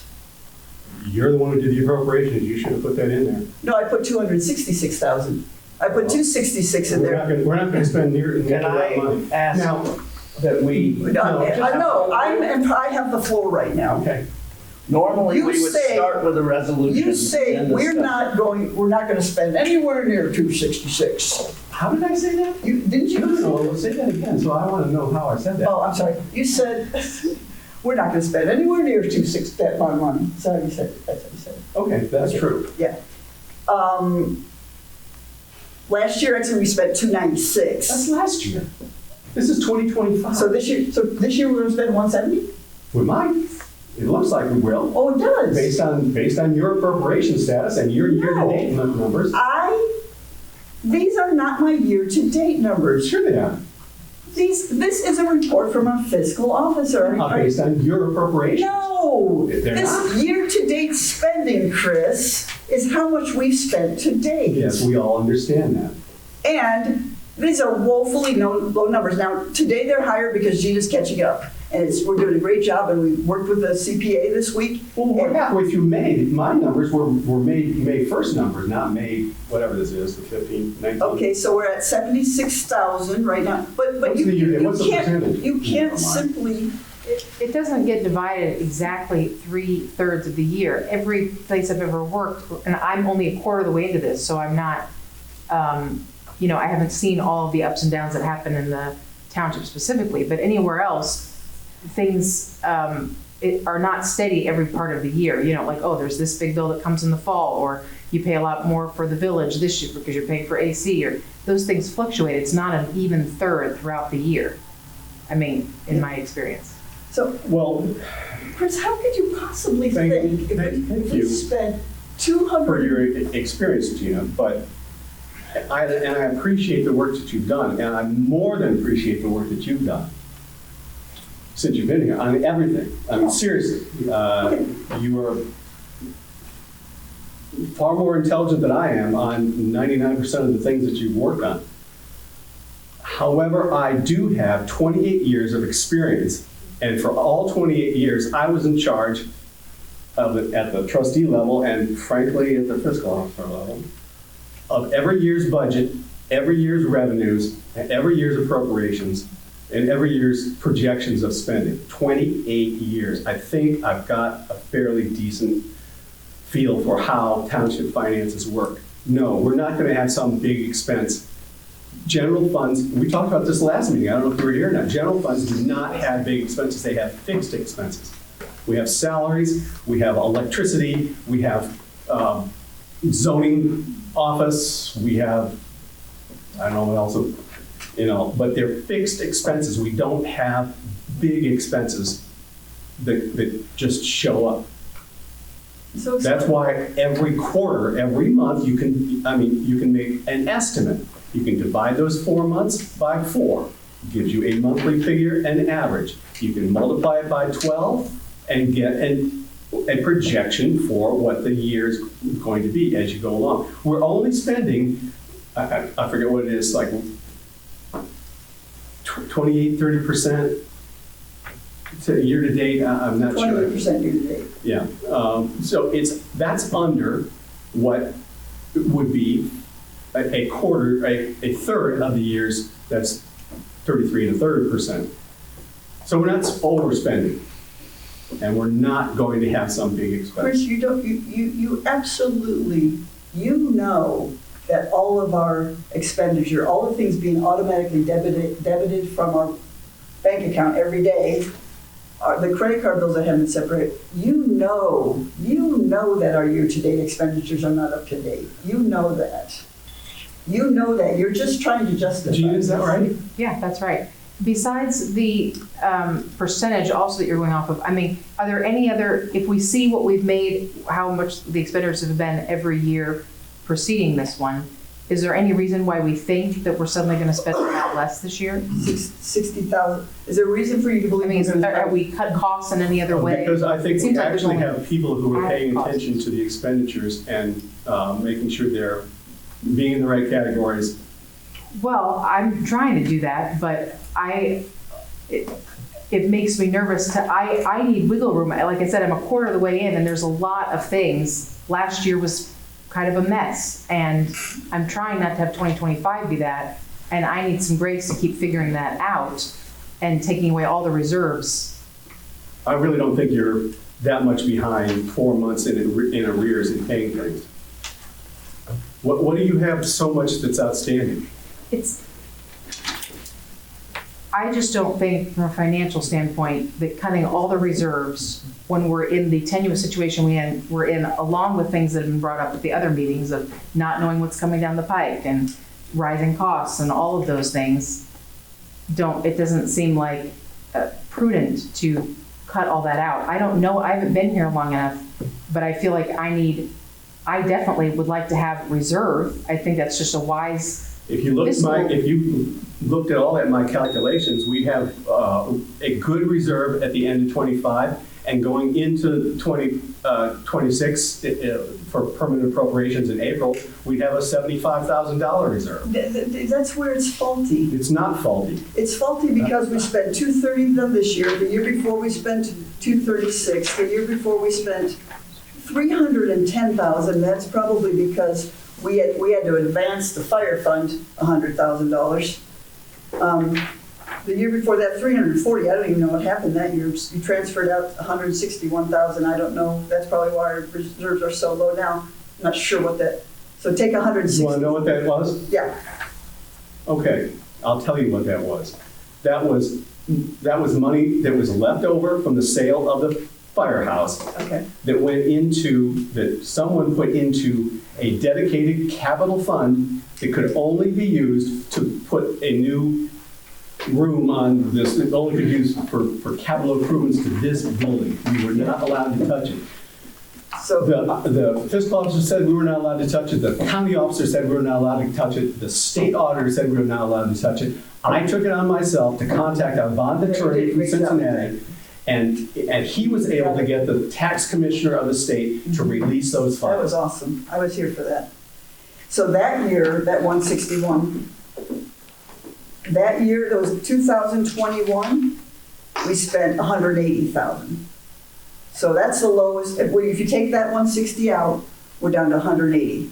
Still, in 2021, we spent 180,000. So the numbers you put in the paper this week were predicated on us spending $170,000 this year. How is that possible? And then what for the first appropriation quarter, said we were going to spend. So, my appropriation said we're going to spend 266, and I was hoping, but we're not spending that much. but I was hoping that we don't know. It's going to be somewhere between 230 and 266. So then you I went, cannot believe she has outstanding accounts for $50,000. can you believe we're going to save $60,000 this year? Yes, absolutely. I do. No question about it. On what? Health insurance went up 13.5%. Salaries All I went up know is the appropriations that 1.75%. you set. Heating bills went up. Electrical bills went up. Oh, Becca's the same. Our firewall's the same. What are we going? Tell me where the $60,000 is. This isn't even worth having. I mean, tell me where. We have those savings up to date. We have not spent the 33 and a third amount that you forecasted we'd spend. Multiply that times I didn't forecast 3. we were going to. Sure you did. I took a whole weekend and got an expense report of every single thing we paid for in the general fund last year. And I went through and I said, is there anything, maybe we're not going to do that this year. And then I said, okay, what do we need to add to this? Oh, the health insurance again, I'll add that up. Oh, we got this Tech consultant. advisors? What's that? Tech advisors? A little bit for tech advisors, the cybersecurity, some for our consultant. I forget, and I was like having sweats, kind of like, we got a little bit of carryover. We might bring in 230 or 240. I'm getting 266. We're gonna dip into that carryover by 20,000 if we're lucky, and then the next year we're gonna do better, and the next year we're gonna do better, and then you come along and say, oh, we'd like to take all our reserves out, and I just. Well, it's not all our reserves, number one, because we're going to add. We're going to add $14,000 of the cemetery reimbursement that's unappropriated. We're going to add 25,000 potentially from interest on the Star Fund account. We're going to add the $8,000 from moving the mowing money out of general into the road and bridge. We're going to add 5,000 from not being used. Brian Lucas is not going to use all the money that's been appropriated in that account. No, he's not going to spend more than, he's not going to bill us for more than 20 hours a period. What if we get a big annexation dispute or a big PUD dispute? He'll get it done within 20 hours. Okay, we're paying an exorbitant amount of money now. I just can't see dipping into all our reserves to pay for our zoning administrators extra overtime work. Anyway, if you had glanced over the calculations that I made, that left us with a reserve, a substantial reserve, after we took the money out for the commitment of What was the reserve? I don't have those figures because I didn't think we were going to be this deep into the weeds. But when we put the new revenues in, okay, fine. When we put the new revenues in and then we took the 113 out, there was still, at that point, was going to be $25,000, $27,000, $29,000, $30,000 in that reserve. And then through the rest of the year, by good administration through the Board of Trustees and very accurate entries by the fiscal officer into the expenditures and the revenues, Well, slide in home base. we will end the year with a comfortable reserve, and we will get into next year with enough money to pay the first quarterly, the first 3 months. I get my quarterlies and my thirds. The first 3 months till April 1st, and on or about April 1st, there should be roughly $70-some thousand still in the reserve. And it's all predicated on us spending $170,000 this year. And your little three months at the beginning of next year, you took a fourth of 170. You took, a fourth of 170. So you skinnied it up here and you skinnied it up there. Well, some more Big Macs in here or something, for being skinny. Anyway, So why are we having this conversation? that's a good question. That's a good question. Because somebody wants to renege on something that she wants to propose. Oh, I definitely want to renege on this. Okay, well, why don't you read it? Excuse me a second. It's real important to me that you show respect to her. Your body language and your comments are so disrespectful, and I find it offensive. And don't interrupt me. Oh, I'm sorry. Please don't interrupt me. Please don't interrupt me, and don't interrupt her, and show respect for somebody we voted for. I stood up and I'm talking. No, that's. So there you go. If you can't do that, you need to just be quiet. Right.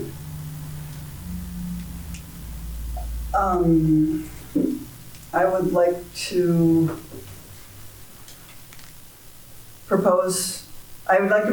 make a motion that we adopt 2 resolutions. The first one I sent to you guys a week ago to look over. And Excuse me. You wouldn't have a motion to adopt 2 resolutions, it would be. a motion to adopt 1 resolution, 2025-14. It's entitled Rescission of Resolution 2025-13. Whereas Miami Township Board of Trustees approved Resolution 2025-13 on May 5th, 2025, which pledges $113,000 donation of our general fund tax revenue to Tecumseh Land Trust effort to secure a conservation easement on a portion of the Welch Farm. And whereas this resolution provides that the donation would be funded by appropriating the entirety of the reserves in Miami Township's general fund, $92,000. No, that's not, all right. Plus an additional reallocation of $21,000 previously appropriated for other township expenses in the general fund, thereby placing Miami Township's financial well-being at risk. And now therefore, the trustees of Miami Township do hereby rescind Resolution 2025-13 so that we may proceed in our participation in this partnership with the Tecumseh Land Trust at a donation level that is fiscally responsible. I would like to. Second that. Okay. Well, let's have a discussion. I thought we just did. Assuming that this passes, well, not at the moment, Barbara.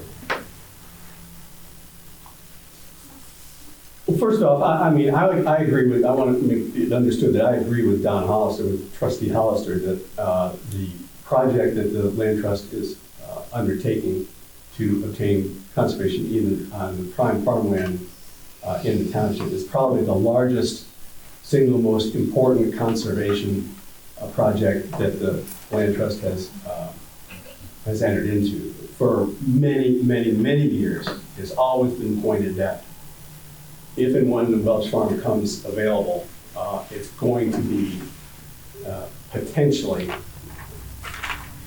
possibly, one great big housing development.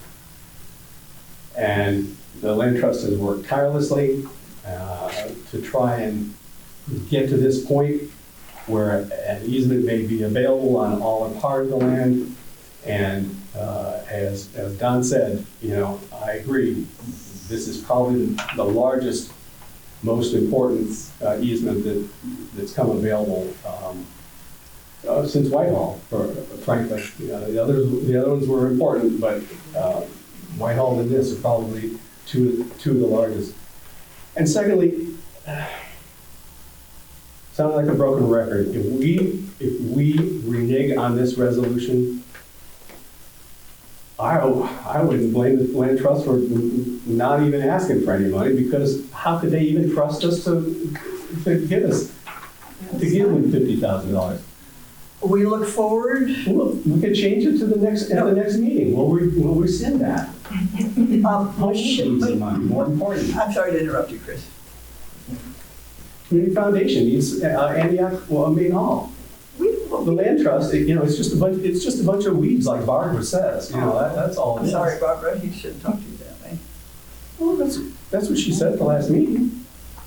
It's not farmland, it's the weeds. So you renege on this, you're looking at a lifetime of being a flip-flopper. It sounds like fun. It's not going to be fun. No, flip-flopping sounds like fun. Yeah.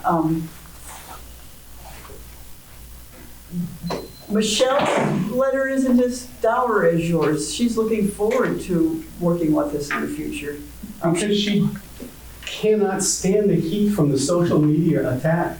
She's trying to protect the land trust as a... Perhaps she realizes she doesn't want to be part of the demise of our general fund. Maybe that's why. She does not realize that. She doesn't want to be the demise of Thompson's Land Trust in the eyes of the public. Well, I never, in my 3 years being on this board, I've never gone to social media. This is the first time. And it's because he wrote the language, he put a poster on the front door and said, we're meeting in 48 hours. And I had a letter to the editor ready to go, and I couldn't even get it published. I didn't have any choice but to go to social media. And that's your doing. That's your special meeting. You hoped nobody would have showed up, but that's what because it was an extremely important project that the land trust was working on. I was under the assumption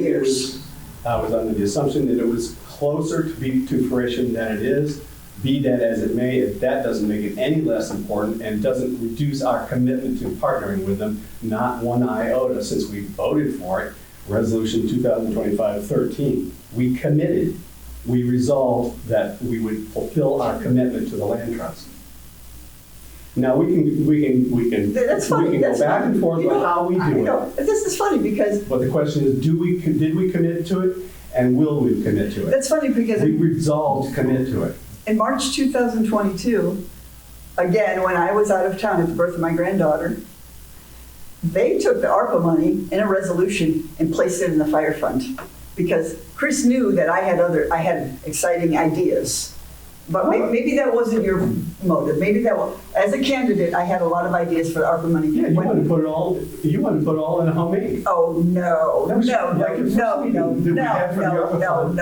My friend Don Hollister. Oh, no, Jesus, help me. And if it wasn't homemade, Stop, please. Yellow Springs Development Corp. I have the floor. And then he found out about this one. You know what that old flip-flopper did? He changed it. That old flip-flopper put it in the fire fund, and then he flopped it right over to Home Inc. Just like a flip-flopper, you're always going to be a flip-flopper. Once a flip-flopper, always a flip-flopper. No, I'm sorry, to Tecumseh Land Trust. You took it from the fire fund and you flip-flopped it right over to Tecumseh Land Trust, and it turned out we weren't allowed to give it to them. So the now dreadful story goes. So if I sat here long enough, I could probably think of other things we've changed our mind on. So this is a specious claim of yours that I'm going to be forever branded the scarlet letter of being a flip-flopper. No, not you. I'm Board of Trustees. All right. Anyway. Don, strikes. I'm so sorry. I'm so sorry. I get a little, I'm sorry for interrupting you, Don. I did second this motion, and Michelle's letter is a tiny bit of what the communication that I've gotten from the land trust feels like it's been pulled into our kerfuffle. And walking down the street, I've had 2 different people pull over and say, money's not the problem. We'll find the money. These are not Tecumseh staff or board members, they're supporters. I think the community is enthusiastic about this. We're a significant part of the community, and will rise to the occasion to make up the gap that we will leave after withdrawing from our previous commitment, and I hope adopting a second resolution setting a $50,000 commitment. So I'm supporting rescinding 113 and then a subsequent resolution to make a smaller commitment.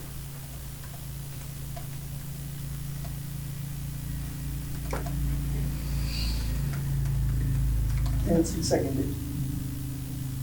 Yeah, so Vote. Call the question. Yeah. She was making, oh, me call the question? will the chair, I just did. oh, I'm sorry. It's been moved and seconded to adopt resolution 2025-14, the rescission of resolution 2025-13 as enumerated. Ms. Moyer? Yes. Mr. Hollister? Yes. Mr. Mutcher? No, I will not take part in having this township turned into be the untrustworthy township in the county. Resolution is adopted. Next meeting, we'll probably renege on buying the new ambulance that we have committed to. We need to put that money in Home Inc. or Yellow Springs Community Foundation. We don't need it that bad. They need it more. Okay. Next, I'd like to propose Resolution 2025-15, pledge of financial support. I mean this, a pledge of financial support to Tecumseh Land Trust. You really mean that? I really do. You're going to resolve to do that? I am. You're going to commit to do that? Yes, I am. You're not going to renege on that? I'm not. Okay. I feel really good about it, although You can. sometimes I get scared. You've set But a precedent now. You can renege on it. wow, you just want to hang yourself, don't you? Marilyn, are you dropped at certain? Just read this. Let's- Read the resolution. I'm sorry, take the word thing. Pledge of financial support to Tecumseh Land Trust for the acquisition of conservation easement. Whereas the Board of Trustees of Miami Township intends to commit funds in the amount of $50,000 in partnership with Tecumseh Land Trust toward the acquisition of conservation easement on all or part of the township parcels referred to as the Welch Farm, and whereas to assure that adequate funding is available for the township participation, adjustments to the township 2025 budget are necessary. Now therefore be it resolved that the trustees authorize the following amendments to our 2025 permanent appropriation as follows. We'll appropriate $26,500 from our general reserve funds. Okay, and we'll put that in the line budget item 1,190,599, which is set aside for Tecumseh Land Trust. We're going to certify $13,419 from revenue item 1,892. That was the Clifton Cemetery contract fees that you mentioned. That was a good eye, Chris. You caught that one. And appropriate that entire amount to that budget line item 1,190. Put it in our little Tecumseh Land Trust line item we have now. And then we'll transfer funds within the general fund as follows. We'll transfer $2,398.73 from the general fund budget line item 1,410 other expenses to the TLT line item. So I forget what that was. That was, a weird little category where we put things. And I just took just as much as we needed instead of taking 10,000 like we did prior. And then we'll transfer $7,681.62 from the general fund budget line item cemetery salaries so we're gonna take the cemeteries, the little bit of cemetery salaries we had in the general fund, that was your idea too, and I thank you for it, into the TLT fund. And then beginning June 1st, 2025, we will draw all cemetery salary payments from the general fund and take them. And Chris, you had that coming out of the road and bridge, but it's one digit number. I think you meant to take that out of the cemetery, right? On yours, you had one digit wrong, which went from road and bridge to cemetery, so I changed that. So we'll take it from general fund and put it where we absolutely have the right to, in the cemetery. And this is important. Additionally, be it resolved that all funds now appropriated by this resolution to that special TLT line item, $1,195.99, are for the exclusive purpose to fund the Miami Township Board of Trustees contribution to Tecumseh Land Trust in order to support the acquisition of conservation easements on all or part of the township parcels referred to as the Welch Farm. In the eventuality, and this is Chris's language, in the eventuality that the funds are not utilized for said purpose, they will be released for any general fund purpose. With this action, with the actions provided in this resolution, that general fund item now amounts exactly to $50,000. I hope that was clear. I'll second it. Any further discussion? Hearing none, may we vote, please. It's been moved and seconded to adopt resolution 2025-15, pledge of financial support to Tecumseh Land Trust toward the acquisition of conservation easements as enumerated. Ms. Moyer? Yes. Mr. Hollister? Yes. Mr. Mucher? No, I don't want to put Tecumseh Land Trust in the position of not being able to count on the funds from Miami Township, because they could be withdrawn their next meeting. I don't want to get their hopes up. Okay.